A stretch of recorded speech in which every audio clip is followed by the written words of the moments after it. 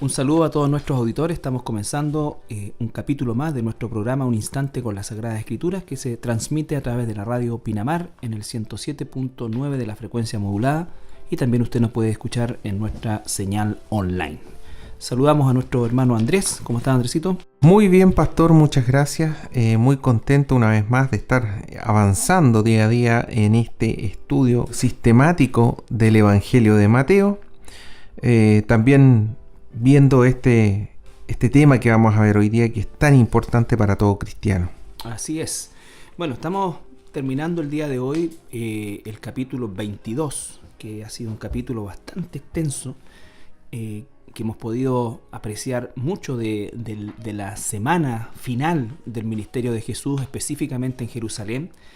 Y el día de hoy va Jesús, ahora por decirlo de alguna manera, a interpelar a quienes lo estuvieron haciendo durante todos los días anteriores, ¿no es cierto? Comenzando con su entrada y la limpieza del templo, ¿no es cierto? Y la pregunta de con qué autoridad estaba haciendo eso. Pero en esta sección vamos a ver a Jesús, ¿no es cierto? De alguna manera haciéndoles una pregunta sumamente importante en ese tiempo y también en el tiempo de hoy. Así es. Vamos a dar lectura entonces al capítulo 22, versículo 41 al 46. Y estando juntos los fariseos, Jesús les preguntó, diciendo, ¿qué pensáis del Cristo? ¿De quién es hijo? Le dijeron, de David. Él les dijo, pues, ¿cómo David en el Espíritu le llama Señor, diciendo, dijo el Señor a mi Señor, siéntate a mi derecha hasta que ponga a tus enemigos por estrado de tus pies? Pues si David le llama Señor, ¿cómo es su hijo? Y nadie le podía responder palabra, ni osó alguno desde aquel día preguntarle. Bueno, esta sí que es pregunta, Carlito. Esta es la pregunta más importante que usted puede hacerse a sí mismo en toda su vida. Es la pregunta, por así decir, como dice la Escritura, que es como una espada de dos filos que penetra hasta el hueso, es decir, es algo profundo, que cala hondo y cuya respuesta va a definir nuestras vidas. Así es. Va a definir nuestras vidas. Es la pregunta más importante, como decía Andrés, más trascendental, y que de alguna manera todos los seres humanos la estamos respondiendo. La pregunta acerca de quién es Jesús es la pregunta que va a determinar, tal como decías tú, no solamente nuestra vida aquí, sino que nuestro destino eterno. La respuesta a esta pregunta ciertamente va a marcar la vida de todos los seres humanos. No hay ser humano que se libre de esta pregunta, incluso aquellos que de alguna manera piensan que pueden quedar al margen de los, entre comillas, aspectos religiosos, ya están respondiendo. La indiferencia es un no. Así es, Carlito. Y fíjate que la historia ha sido tremendamente variada respecto a las respuestas que han hecho a esta misma pregunta. Acá solamente un ejemplo.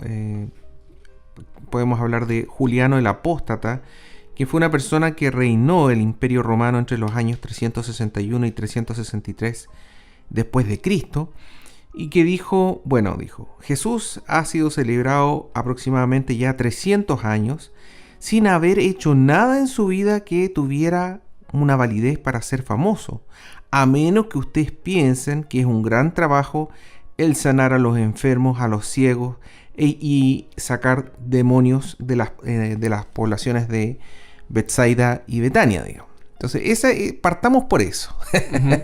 Estamos hablando de una época súper temprana. Exactamente. Donde ni siquiera, año 300, ya recién habían pasado unos 300 años, un poquito menos. Nótese que el emperador no cuestiona la existencia de Jesús, la historicidad, no cuestionan los milagros que él hizo. ¿Se dan cuenta? Entonces, partamos por eso. ¿Qué es lo que dice la historia al respecto? ¿Te fijas tú? Sin embargo, esta persona dice, eso no es gran cosa, eso no tiene mayor mérito, y se ha sido celebrado durante 300 años. Entonces, hay mucho a favor de Jesús, de la declaración de este hombre, que sin duda pensó destruir de alguna manera la fama de Jesús o la existencia de Jesús, o mejor dicho, la importancia histórica que Jesús tenía y tiene, ¿no es cierto? Sin embargo, él mismo, a través de su declaración, declara lo mismo que estás diciendo tú, ¿no es cierto? La existencia de Jesús, la corroboración de sus milagros, la corroboración de todo lo que nosotros tenemos en el Nuevo Testamento. Y este es un emperador, emperador. Decir, no es cualquier persona, es una persona que obviamente tenía que tener acceso a la información, a los datos, a registros históricos, te fijas tú, que ha sido enseñado en cierta medida, digamos, y por lo tanto el decir de que Jesús hace 300 años existió, sanó a los enfermos, le dio vista a los ciegos, sacó demonios, te fijas tú, y bueno, efectivamente como dices tú, la intención era otra, pero nosotros hoy en día nos sirve como una fuente externa a la Biblia para confirmar la veracidad de la Biblia. Pero más allá de opositores, también han habido personas que en la historia han estado, entre comillas, a favor de Cristo, a favor de Jesús, respecto a estas preguntas. ¿Quién es el Mesías, digamos, el que era esperado? Sin embargo, muchas veces esa misma gente que está a favor de Jesús, entre comillas, es la misma persona que está en contra de el título de Dios que tiene Jesucristo. Sí, todo esto parte, por supuesto, del hecho que este mismo emperador, ¿no es cierto?, reconoce la existencia de Jesús y todo lo que Jesús hizo, pero obviamente cuando llega al punto de la divinidad de Jesús es donde chocan, y donde chocan todos aquellos que a lo largo de la historia de alguna manera muestran un favor a la existencia de Jesús, al traspaso de algunos valores morales de Jesús, ¿no es cierto?, pero niegan absolutamente o se oponen absolutamente a la divinidad de Jesús, que es exactamente lo mismo que ocurrió durante su ministerio terrenal. La gente podía aceptarlo como un rabí, como alguien que venía de Dios, pero no como Dios, ¿no es cierto? Recordemos cuando Nicodemo le dice, bueno, sabemos que vienes de Dios o que Dios te ha dado cosas. Y le dice rabí, es decir, rabí, maestro. Claro, pero Jesús no encaja, o mejor dicho, no calza en ese título. Él es Dios y él siempre dijo, yo soy Dios.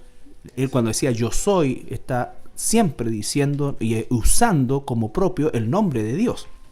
Entonces, bueno, hoy en día, Carlitos, tenemos tantas religiones que están funcionando y es triste un poco porque la gente, yo entiendo que la gente se confunda muchas veces cuando alguien a uno le dice, oye, pero ¿tú qué eres? ¿Cuál es tu religión? ¿O cuál es tu fe? Y uno dice que uno es cristiano. La gente se confunde porque hay tantas opciones, hay tantos nombres raros. Por ejemplo, veamos qué otras religiones, qué es lo que dicen de Jesús. En el caso de la teología musulmana negra, dice que Jesús fue un profeta, pero distinto a Moisés o Mahoma, y que la religión de Jesús es musulmana. Sí, bueno, ahí tenemos, Andrés, a un sexto y más de la población del mundo, si los cálculos son ciertos y probablemente se quede corto. El día de hoy tenemos a lo menos 1.350 millones de seres humanos en el mundo que profesan la teología musulmana en alguna de sus formas, Pero en este aspecto de Jesús, todas las formas del Islam coinciden, y es exactamente lo que tú acabas de describir. Jesús considerado solamente como un profeta, un enviado de Dios. Exactamente, y eso ratifica el hecho de que la religión que sea no puede escapar de Jesús, pero el punto es que lo colocan o le dan una importancia completamente secundaria. Entonces, por supuesto que levantan a Mahoma y ellos hablan de que la religión que Jesús profesaba era musulmana, cuando la historia dice otra cosa totalmente distinta, que el Islam comienza 650 años después de Cristo. Fíjate que la Iglesia de Ciencia Cristiana considera a Jesús como un mero hombre, dice, con ideas divinas. La Masonería Libre le decimos a los cristianos que Jesús era un hombre, como nosotros, Ni más ni menos. Nada más. Igual. En el caso de los mormones, ellos dicen que él es un hermano espiritual de Lucifer. Sí, muy poca gente sabe eso, ¿eh? El de los mormones en general, la teología de los mormones, si se puede llamar teología, es realmente bizarra. Bizarra, exactamente. Y esto de que él es hermano de Lucifer, es como que él era el hermano bueno de Lucifer, pero Lucifer en el fondo también era al nivel de Jesús. Estaba a la misma altura. A la misma altura. Exacto. En el caso de los testigos de Jehová, ellos dicen que Jesucristo era un ser creado, semejante a Miguel. Exactamente. Lo llaman Miguel y Claro. de hecho en el libro de Apocalipsis, en el capítulo 11, ellos... Correcto, 14, no semejante, Miguel. Miguel, propiamente tal. Claro, ¿no es que cierto? cuando la Biblia habla del arcángel Miguel, están hablando de Jesús. De Jesús. Entonces, y es preocupante porque esta secta ha tenido en los últimos años, digamos las 2 últimas décadas en nuestro país, un crecimiento, si lo comparamos con el crecimiento del cristianismo bíblico y del catolicismo, ¿no es cierto?, supera pero ampliamente la tasa de crecimiento. Entonces, vemos que estos testigos de Jehová, que abundan hoy día en nuestro país, en nuestra ciudad también, bueno, ellos están en una posición de que no pueden negar a Jesús, pero lo, digamos, asocian con la figura del arcángel Miguel. Hasta ese nivel nomás, digamos. Uh-huh. En el caso de la religión Hare Krishna, ¿cierto? Dicen que Jesús era solamente un gurú. Gurú, como diría. ¿Habrá sabido hacer pan Jesús con Hare Krishna?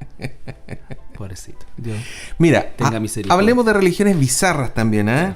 Como decías tú, cientología o la cienciología, cualquiera de los dos nombres, dicen que Jesús logró como hombre llegar a un estado de claridad, pero no llegó a estar al nivel más elevado de un tetán operante o cetán operante.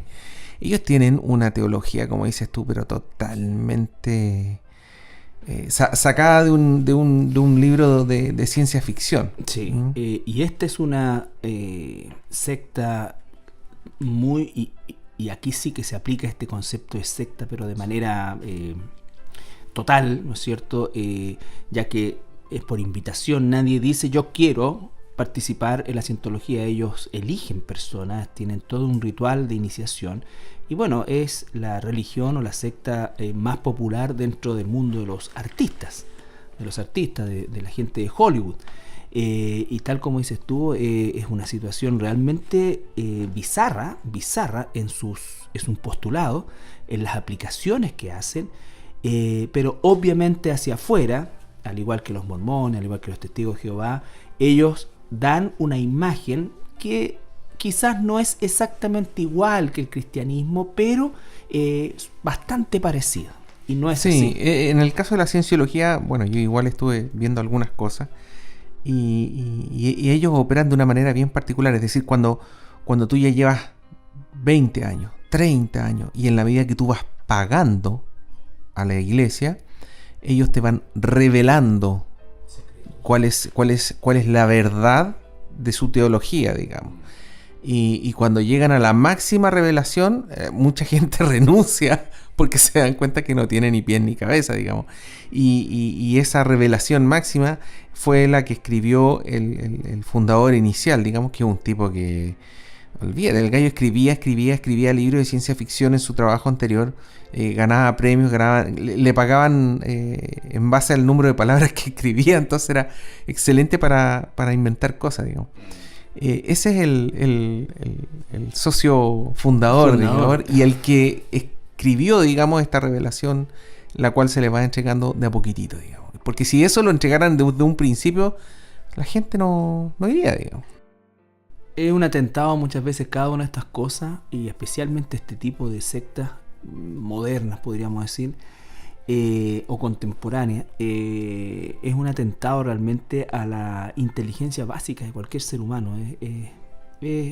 Lo abismante y lo que no deja de sorprender es cómo la gente engancha con esto, y en este caso específico la cientología, no estamos hablando de cualquier gente culta muchas veces, preparada, pero con educación. Con educación. Fíjate que hay una iglesia que se llama la Iglesia de la Unificación, que dice que a Jesús aún le falta un nivel de perfección, para lo cual es necesario que se case y tenga hijos perfectos. Entonces hay todo tipo de opiniones respecto a quién es Jesús, qué es y qué no es, ¿te fijas tú? Y por otro lado tenemos aquellas personas que lis y llanamente rechazan la imagen de Jesús, que dicen que nunca existió, que nunca fue, que es un invento, que lo sacaron de aquí, lo sacaron de allá. Pero como nosotros hemos visto una y otra vez, digamos, el registro histórico señala y demuestra que Jesús existió. Aquellas personas que son historiadores, ateos, que están absolutamente en contra de la fe cristiana, digamos, una vez que se meten a demostrar que Jesús no existió, renuncian y dicen, no, en realidad yo no puedo demostrar que Jesús no existió. Mira, Andrés, yo creo que este tema es tan relevante y me tomo las palabras con las que tú comenzaste, el hecho de que muchas veces uno, diría yo la mayoría de las veces, no siquiera muchas veces, la mayoría de las veces, por no decir todas las veces, cuando te preguntan, bueno, ¿y ustedes son cristianos qué? Yo creo que a través de estos micrófonos debemos preparar un par de programas al terminar Mateo que aclaren un poco a la gente en general de qué es ser un cristiano y realmente cuál es la diferencia, porque aún tenemos que hacernos cargo de algo que a lo mejor no somos directamente responsables, pero aún el mundo evangélico navega en un mar de tendencias, ¿no es cierto?, que confunden aún más a las personas. Entonces y ni siquiera por las denominaciones, claro, Carlitos, y ese es el otro tema. O sea, pueden haber bautistas o adventistas que son reformados de la nueva línea, de los del norte, de los del sur. Entonces, yo me acuerdo siempre una foto que sale en un sitio, no me recuerdo el sitio, pero salía y que hablaba un poco de esto en una cuadra, ya, pongámoslo en 2 cuadras, decía Primera Iglesia Bautista. 2 cuadras más allá decía Segunda Iglesia Bautista Reformada. Los que salieron de acá se fueron 2 cuadras más allá. Yo, bueno, y así. es patético en ese sentido. Así entonces, es. bueno, era solamente una... Pero el tema, Carlito, es que el observación. Señor, nuestro Señor Jesucristo, nos hace a nosotros esta pregunta. Versículo 42. ¿Qué pensáis del Cristo? ¿Qué pensáis del Cristo? Bueno, esa es una pregunta que las personas, los fariseos que están escuchando, la van a tomar, o la respuesta la van a tomar en un sentido genérico, porque Jesús no le dice ¿qué pensáis de mí? Como el Cristo, sino que ¿qué pensáis del Cristo? Porque ellos tenían una concepción del Cristo, del Mesías, pero obviamente totalmente distinta a la que la misma Escritura a ellos les había revelado o estaba en la Escritura. Entonces la respuesta de ellos es bien rápida. Es casi automática. Exactamente. Porque aquí le pregunta no solamente ¿qué pensáis del Cristo? O bien, como dices tú, Carlito, el Mesías, que en griego es Christos. Christos es igual a Christos en griego. ¿Qué pensáis del Cristo, el Mesías, el ungido, el que habría de venir? ¿De quién es hijo el Mesías? ¿De quién es hijo el Mesías? Y ellos le respondieron, de David, ¿cierto? Y luego Jesús, nuevamente, porque por algo hizo la pregunta, los sacude, les remece el piso y le dice, pues, ¿cómo David en el Espíritu le llama Señor? Diciendo, versículo 44, dijo el Señor a mi Señor, siéntate a mi derecha hasta que ponga a tus enemigos por estrados a tus pies. Esa es una cita textual del Salmo 110, versículo 1, que si pudiéramos verlo a lo mejor en términos humanos, cómo Jesús le refriega en la cara la propia palabra que ellos, ¿no es cierto?, decían seguir, decían conocer. Y mira, a lo largo del paso del tiempo de estudiar la Biblia y específicamente los evangelios, en los encuentros de Jesús con los fariseos, que supuestamente eran doctores de la ley, me he podido percatar de la gran ignorancia que ellos tenían. O sea, ellos ya no estudiaban ni siquiera la ley, los profetas, no los estudiaban. Ellos estaban dedicados solamente a al trabajo, digamos, persecutor por medio de las leyes que ellos habían inventado, pero ya hace rato que... Las tradiciones y el Mishnah. Y la Mishnah, hace rato que habían perdido el ritmo de... Porque estas eran respuestas, diríamos nosotros, básicas para un maestro de la ley. Un maestro de la ley. Entonces, tal como Jesús le dice a Nicodemo, ahí mismo en ese pasaje del capítulo 3 en Juan, le dice, bueno, tú eres maestro de Israel y no sabes esto. Y no sabes esto. Entonces, nos damos cuenta de la ignorancia de ellos también, porque Jesús hace la pregunta y Jesús responde con lo que ellos debieran conocer, con lo que ellos debieran haber conocido. Pero que no sabían. Ellos sabían lo básico, Carlito. Ellos sabían lo básico. Y lo básico, como bien acabas de decir tú, tiene que ver con este tema del Antiguo Testamento, donde Dios le hace una promesa a David de que de su linaje vendría el Mesías. Y eso es lo principal, digamos. Es decir, por eso ellos responden con esa certeza y con esa rapidez, porque eso es bastante evidente, digamos, el tema de que Jesús efectivamente iba a venir del Mesías. Ahora, esta pregunta que está haciendo Jesús, obviamente ellos saben que que Jesús se estaba autodeclarando ese Mesías. Él se autodeclaraba el Hijo de Dios, no solamente el Hijo del Hombre, el Hijo de Dios, y por lo tanto ellos entendían perfectamente de que si Jesús decía ser el Mesías, él tenía que cumplir con un requisito, y ese requisito era que su linaje tenía que venir de la línea de David. Bueno, en el caso de las genealogías, Carlitos, tú que estuviste en Israel, era muy importante, digamos. No sé si seguirá siendo tan importante o ya no es posible, digamos. Pero... Bueno, hay dos genealogías. La antigua, que es la que se corta, ¿no es cierto?, después del exilio y de las distintas dispersiones, pero hay una moderna, podríamos decir nosotros, que se construye a partir de la investigación de la antigua, ¿ya? Y es así como ellos han estado desarrollando hasta el día de hoy, y lo van a seguir haciendo, el registro justamente para encontrar descendientes específicamente de las tribus de Judá, pero del linaje de David, ¿no es cierto?, y de la tribu de Benjamín, por el tema de Saúl. O sea, ellos todavía están esperando al Mesías. Absolutamente. Entonces, ahí es muy relevante tener quien cumple con este mismo requisito, digamos. Exactamente. Ahora, en el templo, dice la historia, digamos, de que estaba el registro de todo el linaje de todas las personas. Exacto. Y por lo tanto, usted no vaya a dudar que si Jesús, por ABC motivo, no cumplía, lo escribe fariseo y ya lo habrían confrontado con eso, de frente. Ese registro es el que justamente dicen que se perdió y se destruyó en la destrucción, valga la redundancia, por parte de los romanos en el año 70 después de Cristo.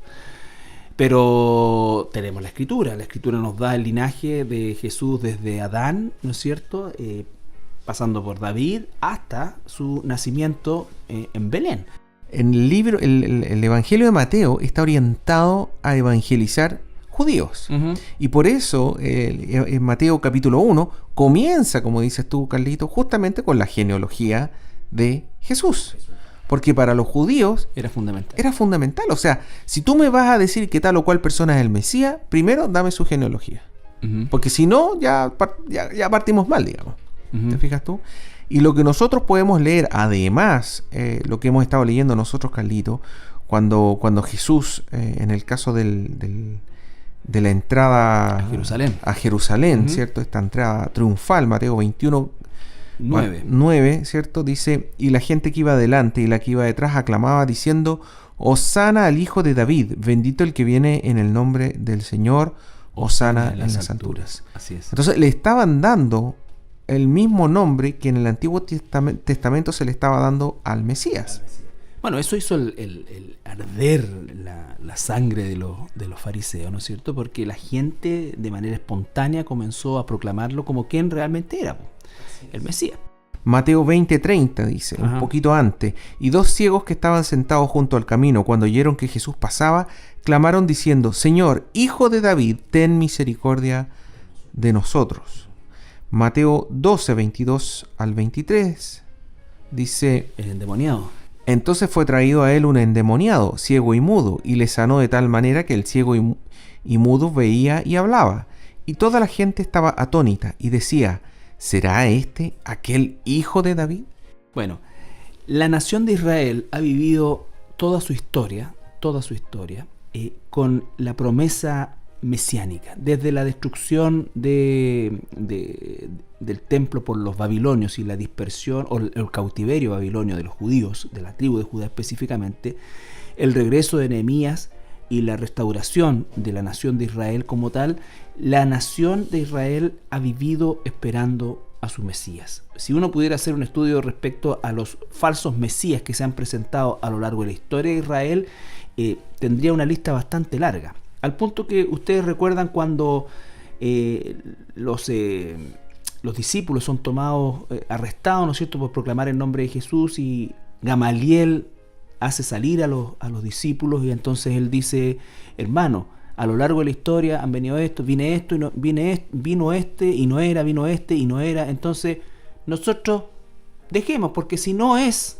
esto se va a terminar. Se va a disolver solo, ¿no es cierto? Exactamente. Bueno, y no se disolvió, sino que creció hasta el día de hoy. Y vaya que creció. Así es. Fíjate que en el versículo 43 y 44, cuando Jesús cita este salmo, dice, ¿de quién es hijo David?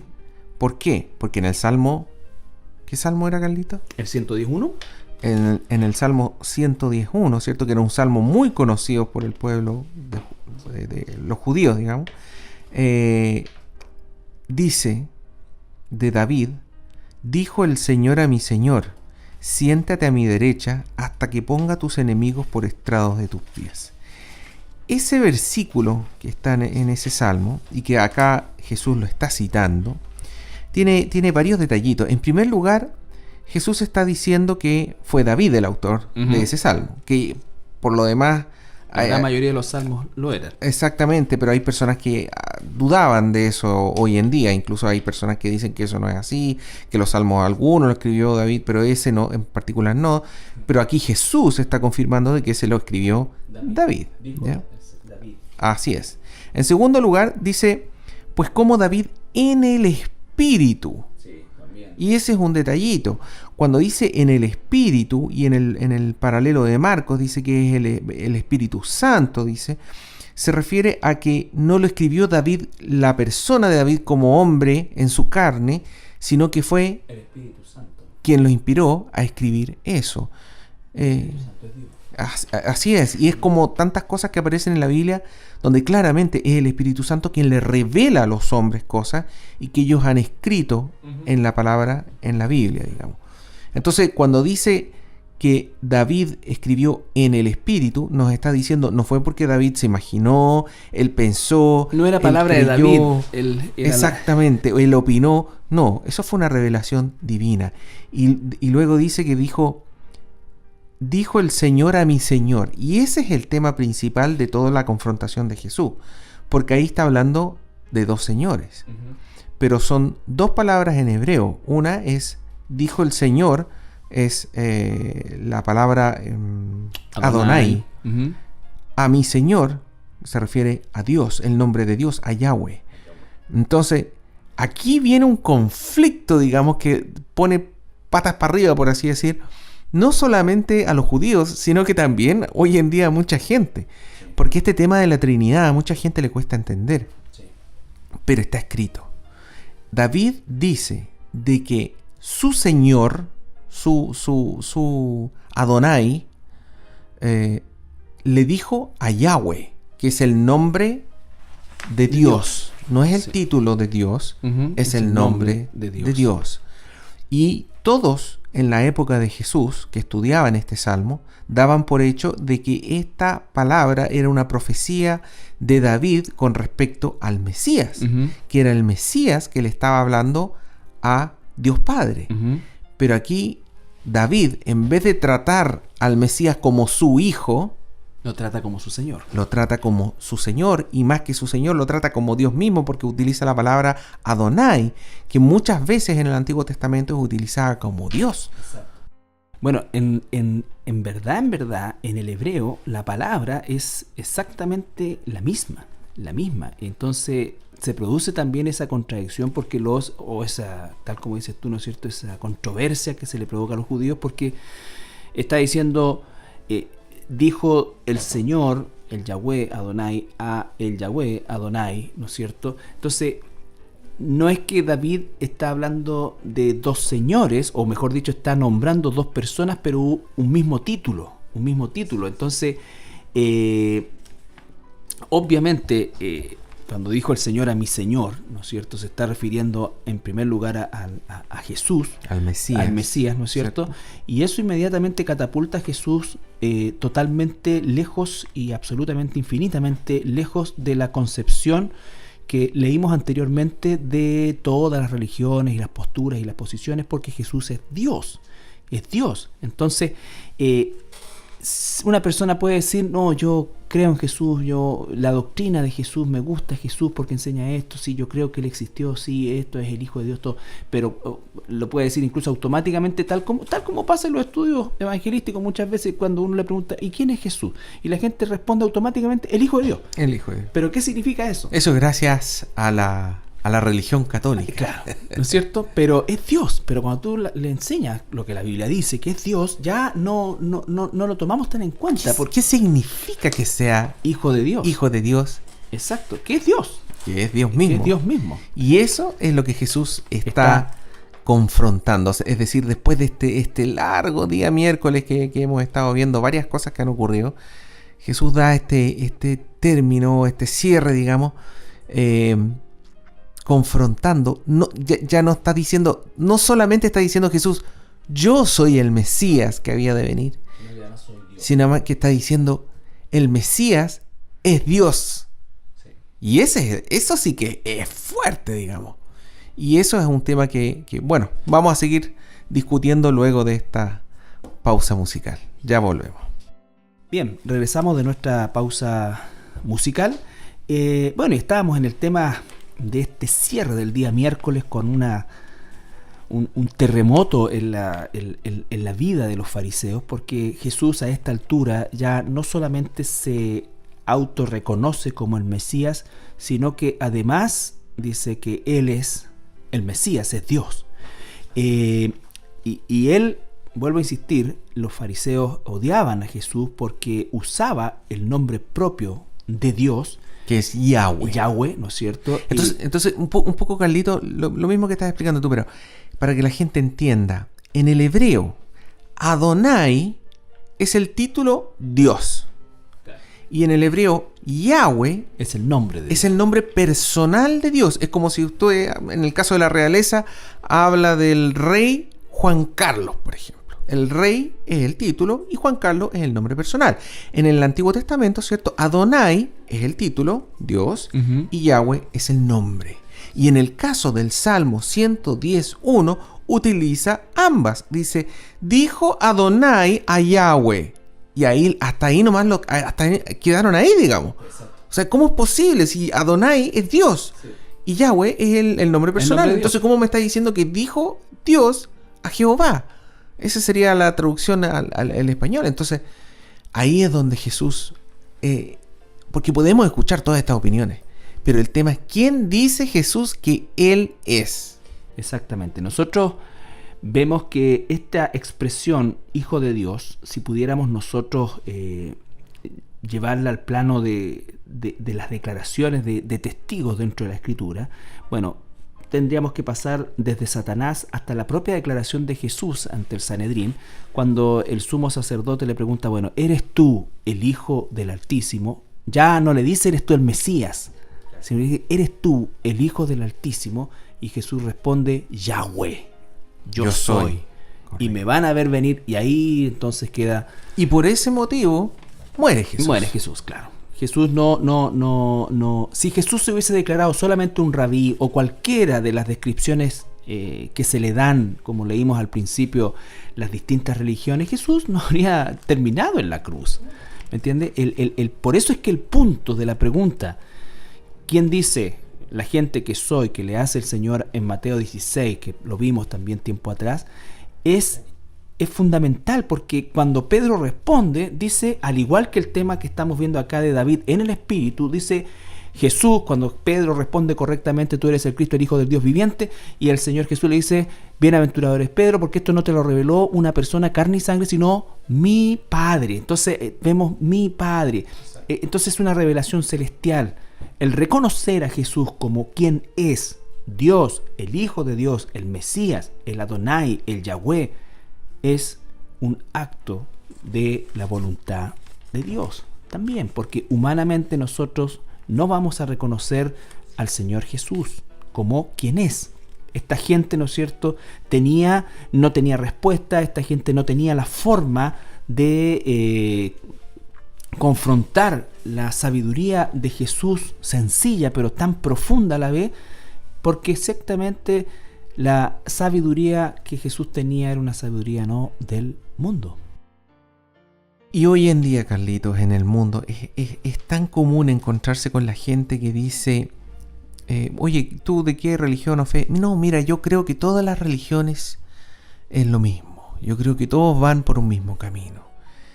Y justamente es este punto en particular el que no permite que eso sea verdad. Tú no me puedes decir de que el cristianismo es la misma religión que los musulmanes. No me puedes decir que es la misma religión que los budistas. Pregúntale a un musulmán, pregúntale a un budista quién es Jesús. Y desde ese momento en adelante tú ya no puedes decir que son la misma religión. Exactamente. Porque los cristianos dicen que Jesús es Dios. ¿Por qué? Porque lo que acabamos de leer. Jesús dijo, yo soy Dios, ni más ni menos. No me digan que yo soy una buena persona. Me puedes decir que yo soy un buen maestro. Me puedes decir que yo soy el máximo ejemplo de la bondad y sabiduría en la historia humana. Pero él dice, no basta con eso. Yo soy, incluso, no basta con que me digan el Mesías, el ungido, el que había de venir. Ni siquiera el Hijo del Hombre. No, yo soy Dios. Yo soy Dios mismo. Eso es tan importante, y el poder del nombre de Dios, porque la palabra Jesús o el nombre Jesús viene de Josué o Yahshua, eso es, ¿no es cierto?, que significa Jehová salva, Yahweh salva. Yahshua, ¿no es cierto?, Jesucristo, Yahshua, Cristo, Jesucristo, el Mesías, lo que está diciendo es Jehová salva por medio de su Mesías. Pero el Mesías dice que Él es Yahshua. Él es Jesús. Él es Jesús. Él es Jesús, es Dios. Uno de los nombres proféticos del Mesías era Emmanuel. Exacto, en Isaías. ¿Qué quiere decir? Dios con nosotros. Entonces, ¿de qué estamos hablando? Jesús dice que Él es Dios, ni más ni menos. Y eso es lo que le exige de ti y de mí. Todo el Nuevo Testamento, lean todas las cartas del Nuevo Testamento, comienzan diciendo y dándole toda la honra a Jesús y lo nombran como su Señor. Y ese título, Señor, es Dios. Exacto. Y en la palabra ahí es la palabra Curios. ¿No es cierto? Curios, que es la misma palabra bueno, no la misma palabra, pero el mismo título, digamos, de Adonai, o de Señor, de Dios. No. Por eso es que el cristianismo primitivo, ¿no es cierto?, morían como en mucha cantidad porque se negaban a llamar curios al César. Así es. En el fondo, cuando Jesús está citando el Antiguo Testamento, en el Antiguo Testamento donde decía Adonai, Jesús en griego dice curios. Por lo tanto, todo el Nuevo Testamento, cada vez que dice curios y un creyente habla de curios, está hablando de Adonai del Antiguo Testamento, que era Dios. Entonces, ese es el tema. Cuando la gente dice, no, si mi Señor, uno como que se olvida también, Carlito, pero en el fondo uno está hablando de Dios. Cuando dice mi Señor, es mi Dios. Sí, lo que pasa es que aquí tenemos nosotros la riqueza literaria del idioma original, y todo estudiante de la Biblia, no necesariamente y no solamente un pastor, un maestro, un anciano, todo estudiante de la Biblia debe de alguna manera conocer palabras claves de los idiomas originales, porque para nosotros, por ejemplo, Señor es una palabra es una palabra de respeto, si se quiere, ¿no es cierto? Pero no llega al nivel de lo que realmente es Curios o Adonai. Claro. Entonces, ese es el tema. Y es una semántica que uno dice, bueno, pero una palabra a otra. Pero es que es una tremenda palabra, porque justamente porque Jesús murió por autodenominarse Dios. Y por eso murió. Entonces no es una semántica así nomás. No, es una semántica tan importante que Él murió por eso. Por esa semántica, digamos. Entonces, bueno, hay gente que también dice que lo que hemos hablado tantas veces, digamos que Jesús era un líder, era un sabio, era un buen maestro, etcétera, digamos, era la máxima representación del bien. Sin embargo, mucha de esa gente no acepta que Jesús es Dios. Ahora, ¿qué dijo Jesús? Jesús dijo, yo soy Dios. Por lo tanto, si tú no aceptas que Jesús sea Dios, tú estás diciendo que Jesús es un mentiroso. Y esas son las opciones. Si alguien me dice a mí, ¿sabes que yo no creo en Jesús porque Jesús es un mentiroso? Así que no creo nada de lo que dijo. Yo estoy perfectamente de acuerdo. Para mí tiene lógica lo que está diciendo esa persona. Tiene toda la lógica. Pero si tú me dices que Jesús era bueno, era un buen maestro, una buena persona, la máxima representación del bien, pero me dices de que Él mintió, porque Él dijo que era Dios, todo lo otro que es invalidado. Todo lo otro es malo. Por lo tanto, o era Dios, o era un mentiroso, y la tercera opción que siempre se da, o era un loco. Loco, claro. Está con varios tornillos sueltos en la cabeza.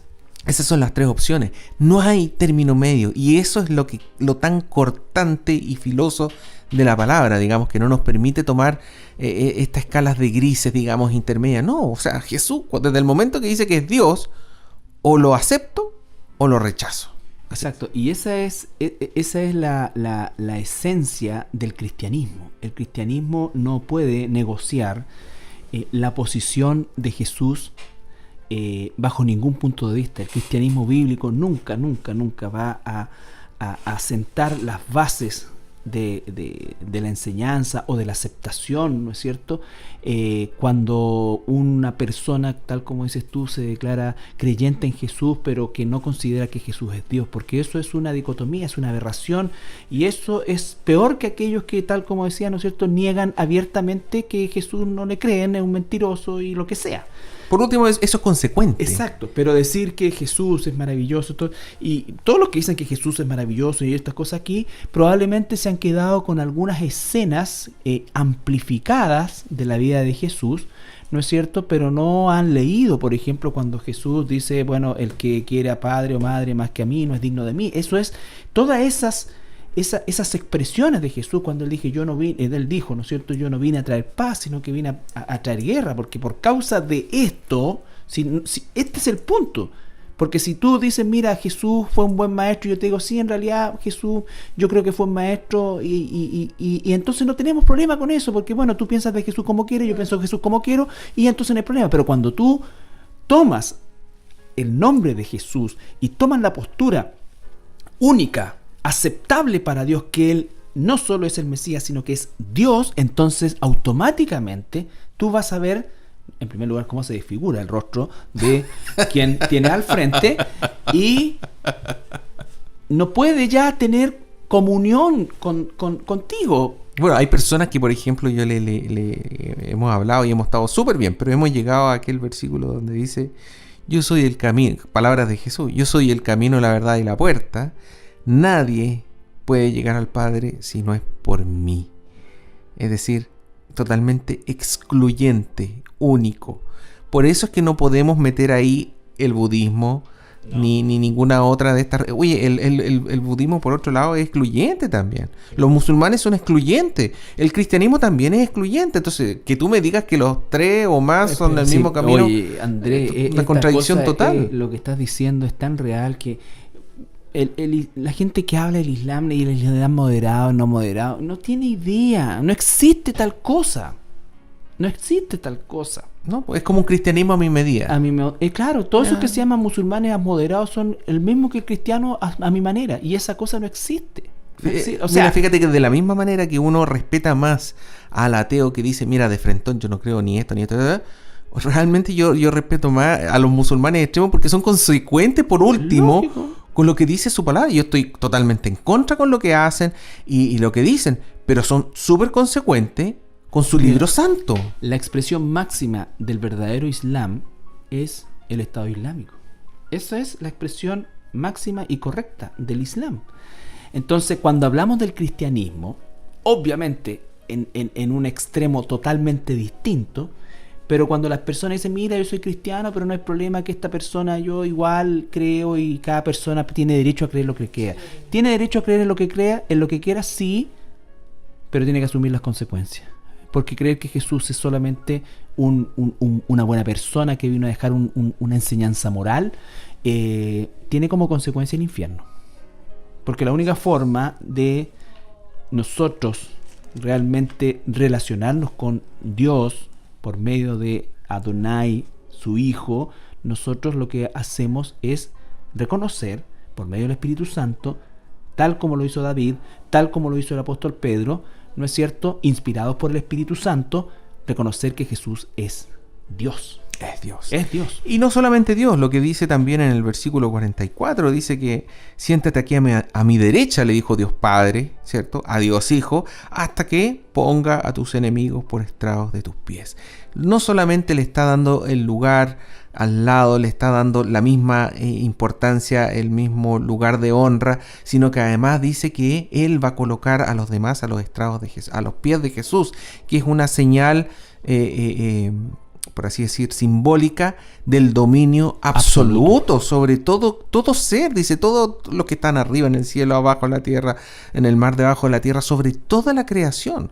Así es. Va a estar debajo de los pies de Adonai, de Jesús. Y esto era muy fuerte para la gente de la época, porque una de las acciones que hacían los conquistadores cuando llegaban a un lugar, lo conquistaban, era pescar al rey de turno de ese lugar, ¿no es cierto? Y lo exhibían y le ponían el pie en la cabeza, ¿no es cierto? Y esa era la señal más clara del dominio completo y absoluto del territorio conquistado. Entonces, la escena nos demuestra que Jesús efectivamente es Dios y que Él es el soberano de todo, y que tal como dice la Escritura, ¿no es cierto?, Él ejercerá un juicio, y ese juicio pasará por una sola cosa,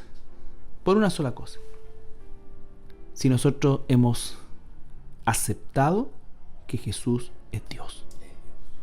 Ahora, Carlito, si yo acepto que Jesús es Dios, eso va a tener consecuencias en mi vida.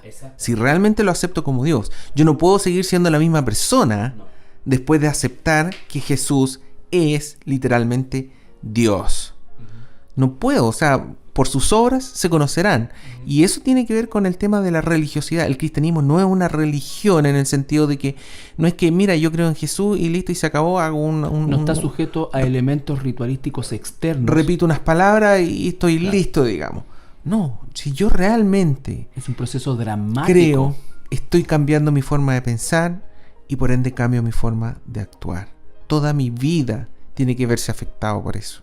Y es la única forma y por otro lado, eso es lo que a nosotros nos deja tranquilo. Cuando uno ve que toda tu vida ha cambiado gracias a esa respuesta correcta que uno da, también te está diciendo, no tienen que afanarte porque el Señor tiene un lugar guardado para ti. Así es, vamos a nuestra segunda pausa musical y regresamos.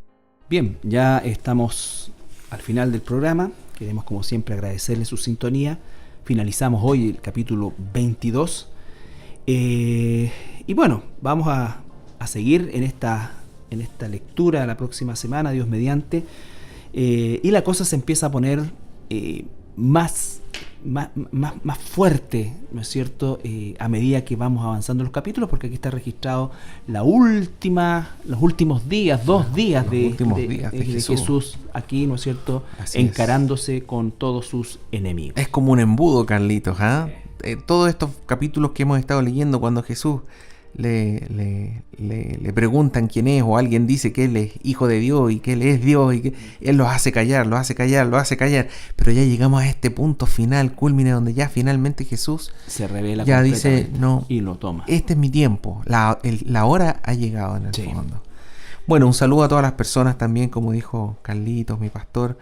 Muchas bendiciones a todos aquellos que nos escuchan. Que el Señor le bendiga.